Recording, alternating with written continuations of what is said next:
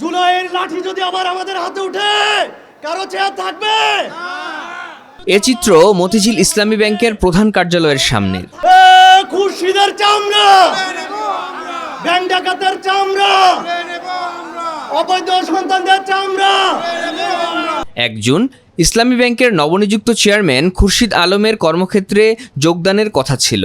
এর প্রতিবাদে সকাল থেকেই ইসলামী ব্যাংকের সচেতন গ্রাহক ফোরাম এর ব্যানারে শত শত গ্রাহক ব্যাংকটির প্রধান কার্যালয়ের সামনে জড়ো হয়ে বিক্ষোভ শুরু করেন।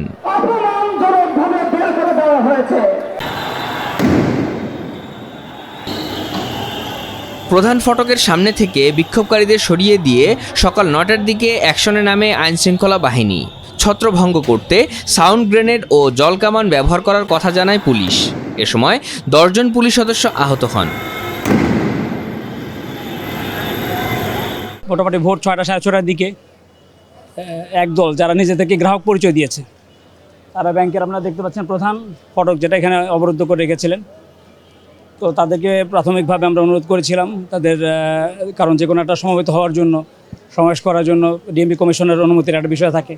তাছাড়া এটা একটা গুরুত্বপূর্ণ এলাকা, ব্যাংক পাড়া, ঠিক আছে, ইসলামী ব্যাংক সহ অসংখ্য ব্যাংক এখানে আছে।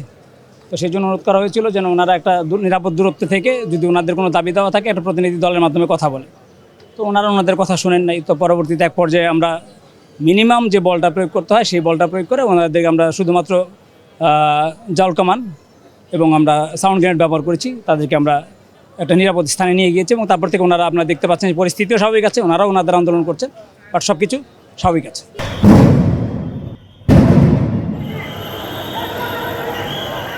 এদিকে বিক্ষোভকারীরা জানান তাদের শান্তিপূর্ণ আন্দোলনে পুলিশ লাঠিচার্জ সহ মারমুখী আচরণ করেছে। এতে তাদের শতাধিক সহযোদ্ধা আহত হয়েছে। ইসলামী ব্যাংকের চেয়ারম্যান হিসেবে যাকে নিয়োগ দেওয়া হয়েছে তিনি যাতে করে কোনোভাবে ব্যাংকে প্রবেশ করতে না পারেন সেই বিষয়ে আমাদের কর্মসূচি ছিল। সেই বিষয়ে গ্রাহক যারা ছিলেন তারা দৃঢ় অবস্থান গ্রহণ করেছে।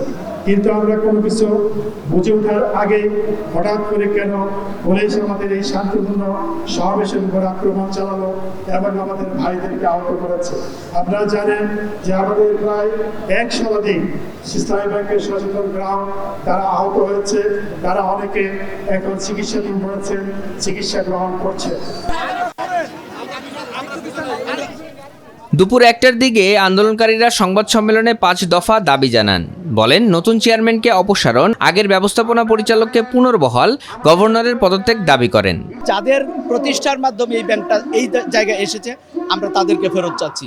এই যে বর্তমান চেয়ারম্যান যাকে দেওয়া হয়েছে তিনি হচ্ছেন শেখ হাসিনার আমলে নিয়োগপ্রাপ্ত, শেখ হাসিনার ফ্যাসিস্ট আমলে নিয়োগপ্রাপ্ত একজন ফ্যাসিস্ট দুর্নীতিবাজ ব্যক্তি, যার হাত ধরে ইসলামী ব্যাংকের শত শত কোটি টাকা এস আলম পাচার করে নিয়ে গেছে।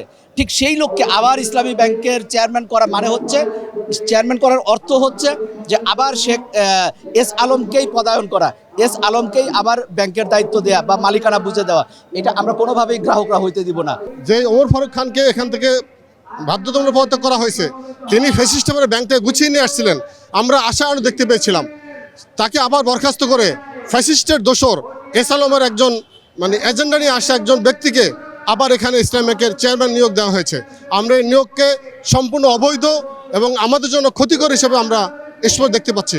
আমরা অবিলম্বে তার এই নিয়োগ বাতিল করে আমাদের ব্যাংক, যারা এই ব্যাংক করেছেন, রক্ত দিয়েছেন, শ্রম দিয়েছেন, কাবার গিলাপ ধরে কান্না করেছেন এবং তারা এই ব্যাংকের জন্য আজকে আমরা রাস্তায় নেমেছি, তাদের এই ব্যাংক তাদের কাছে ফেরত দেওয়া হোক। এই ইসলামী ব্যাংকটাকে রক্ষা করার জন্য যা কিছু দরকার আমরা সবই করব, কারণ আমাদের এখনও প্রচুর টাকা আমানত এই ইসলামী ব্যাংকে রয়ে গেছে।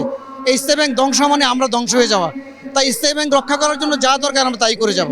আমরা চাই বর্তমান যে নিয়োগ ইসলামী ব্যাংকে দেওয়া হয়েছে, ইসলাম গ্রুপ সহ অন্যান্য যারা, এদেরকে দ্রুতভাবে এখান থেকে সরে নিয়ে যাওয়া হোক এবং পূর্বে যারা ছিল, অতীতে যারা ছিল, যারা ব্যাংকে একটা অবস্থানে নিয়ে আসছে তাদেরকে আবার পুনরায় নিয়োগ করা হোক। তবে বাংলাদেশ ব্যাংকের পক্ষ থেকে জানানো হয়েছে ইসলামী ব্যাংকের নতুন চেয়ারম্যানকে সরানোর সুযোগ নেই। কোন ধরনের গ্রাহকরা এখানে আন্দোলন করলো সেটা দেখার বিষয়। আমরা তো বিভিন্ন ব্যাংকে দেখেছি যে বোর্ড পুনর্গঠিত হয়, একজন চেয়ারম্যান চলে যায়, নতুন চেয়ারম্যান আসে, সেই ব্যাংকের ডিপোজিটার বা ঋণ গ্রহীতা কাউকে কখনো কোনো ব্যানারেই বিক্ষোভ করতে দেখিনি। তবে ইসলামী ব্যাংকের ক্ষেত্রে এই ঘটনা কেন ঘটছে?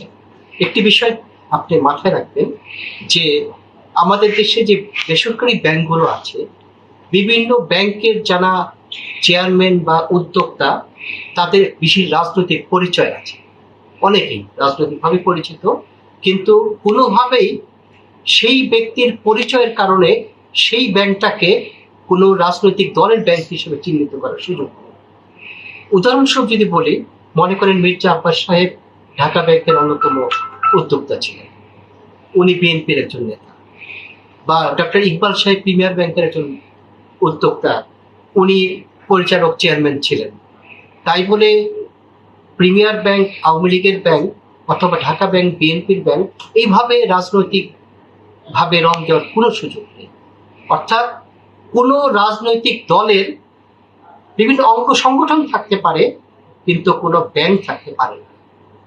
কিন্তু আমরা দেখছি যে ইসলামী ব্যাংকের চেয়ারম্যান বা পর্ষদ গঠন পুনর্গঠন নিয়ে একটি রাজনৈতিক দলের মধ্যে বেশ ক্ষোভের সঞ্চার হচ্ছে, যেটা মোটেই কাম্য নয়।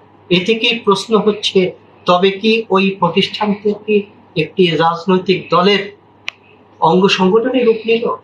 বর্তমান গভর্নর মহোদয় যোগদানের পর উনি রাষ্ট্রীয় সিদ্ধান্তই পুনর্ব্যক্ত করেছেন তার মুখ দিয়ে, যে বাংলাদেশ ব্যাংক সহ কোনো ব্যাংকে কোনো রাজনৈতিক হস্তক্ষেপ উনি গ্রহণ করবেন না, অ্যাকসেপ্ট করবেন না। যদি হয়ে থাকে উনি তার সর্বোচ্চ শক্তি দিয়ে সেটা প্রতিহত করবেন। একটি প্রতিষ্ঠানকে নিরপেক্ষভাবে পরিচালনার জন্য রাজনৈতিক বলয় থেকে সেই বা রাজনৈতিক চাপ থেকে সেই প্রতিষ্ঠানকে বের করে আনাটা অত্যন্ত জরুরি। খুরশিদ আলম বাংলাদেশ ব্যাংকের সাবেক ডেপুটি গভর্নর ছিলেন। 2024 সালের 5 আগস্ট রাজনৈতিক পট পরিবর্তনের পর কেন্দ্রীয় ব্যাংকের কর্মকর্তাদের আন্দোলনের মুখে তিনি পদত্যাগ করেন।